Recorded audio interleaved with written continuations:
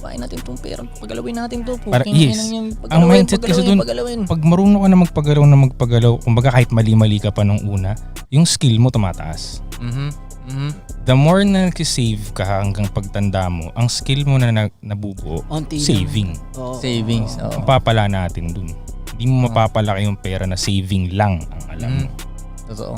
Pwede nga hindi ka marunong mag-ipon, pero marunong ka mag-flip. Ang alam ng lahat, mag-ipon no? Ano yun steps to slavery. Ayun yung turo sa school doon. Diba? Pag naipon mo na yung ganitong kalaking turo pera, ng magulang, turo ng lahat. Ubusin sa ospital yun. Wala pa ako nakakitang kayang mag-ipon na empleyado tapos hindi kayang ubusin ng doktor yung pera niya. Promise. Wala pa ako wala pang nakitang empleyado na hindi kayang ubusin ng doktor yung pera niya. Ubus ka kay Doc. Ubus ka kay Doc. Ubus ka kay Doc, no?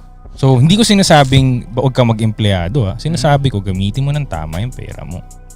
Para hindi lang siya mapunta kayo. Patulugin, no? Spend wisely, no? Patulugin. Kahit empleyado ka, pwede ka naman mas masarap nga maging empleyado tapos maging investor kasi pag empleyado ka, wala kang stress na sa quincenas o sa 30 walang dadating na pera. Sureball kasi may darating. Sureball eh. Sureball yung manat lang. Sureball. Tapos, malugi ka sa una mong investment. Sureball ka na naman darating.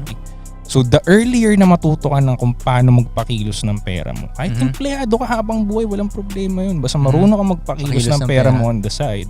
Ayos lang, no? Ayos lang. Hindi yung, ang goal kasi, number one tip, huwag ka bumili ng bahay mo. Yun yung number one tip ng normal eh.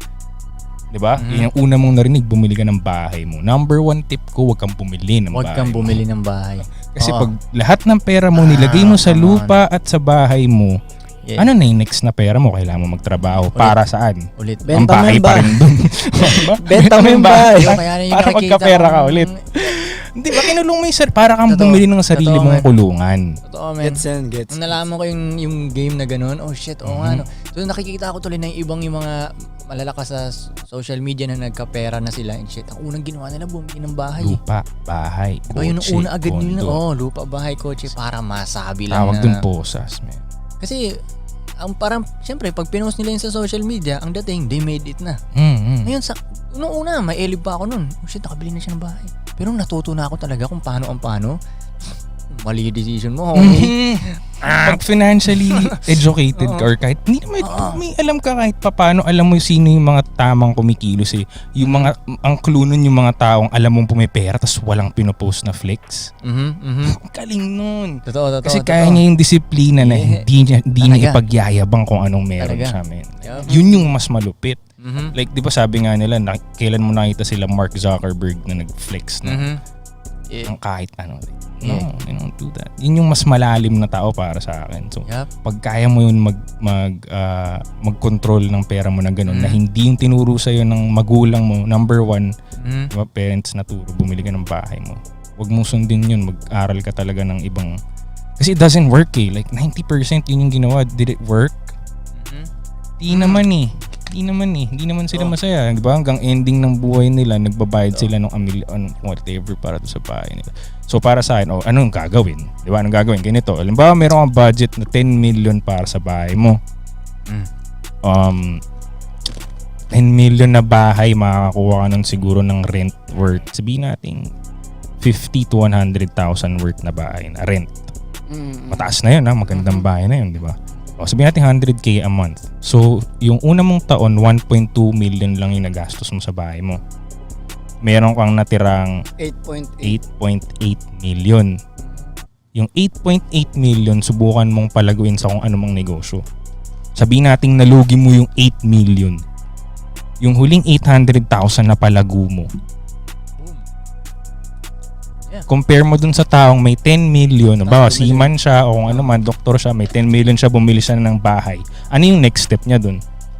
Magtrabaho para tumira pa rin dun. Tapos ang mangyayari sa kanya, 8 hours siyang wala dun sa bahay na binili niya. Tulad ng mga ibang kaibigan ko, ganun. Una, akala ko, shit, iwan na ako ng mga to dahil may bahay sila. Ngayon, hanggang ngayon, binabayaran nila yung bahay. Hirap na yun.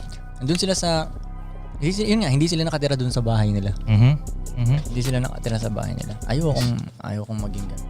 Yung sabi nga sa akin nung tatay ko, piliin mo talaga kung sino yung mas masayang part, yung bumili ng bahay o yung nakatira dun sa bahay. So mamili ka talaga ng gagawin mo sa buhay. Ikaw ba yung bibili lang ng bahay o titira sa bahay? Magkaiba yun eh. Ang goal mo lang bumili. Yun yung usual. Bumili, mag-own ng bahay. Dapat tumira, no? Dapat ang goal mo, tumira dun sa bahay. Kaya mo nga binili. Church. Diba?